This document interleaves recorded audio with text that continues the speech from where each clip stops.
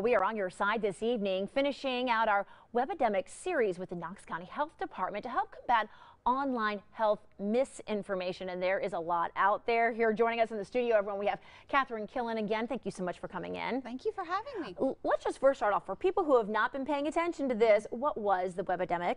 So, well, we wanted, one of our key priorities is providing accurate information for our public so they can make informed decisions about their health. And over the past several years, it's become more and more difficult with the rise of misinformation about health on the internet and on social media.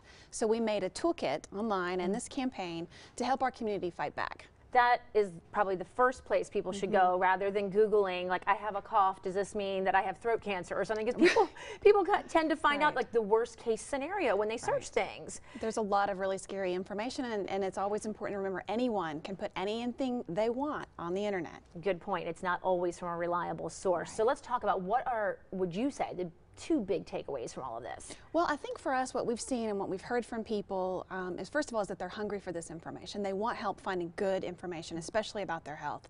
But I think the big takeaway really is to accept the internet for what it is. It can be a wonderful place to do research and to learn and to communicate. But it, again, is a place where anyone can put anything they want. And so there is a massive, massive volume of misinformation on the internet. And I think just accepting that for what it is and being a little more skeptical about what you read is really, really important. Are there any, like, red flags, you will, if you're looking on the internet and you might be on one of these sites that is not from a legitimate doctor or reliable sources, or something that people should look for so they know, like, not to get upset or have anxiety over some false information? Right, and so that's what this whole toolkit is about. One whole section is on red flags to look for. You know, a couple of those might be something so simplified, oversimplified, that if you add this one food or take away this one food, your health will be perfect. Or if you take this one pill or one supplement, you know, there's this oversimplification. Another one is, you know, profit making.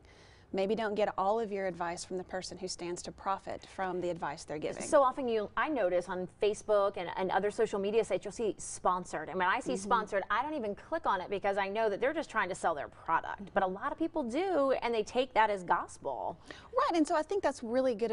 There's a lot of great products out there, but the message is not to make your decision just on what the person who is selling the product has to say. Check some other sources, talk with your doctor, that sort of thing. All right, so if people want to go find your resources, where do they go?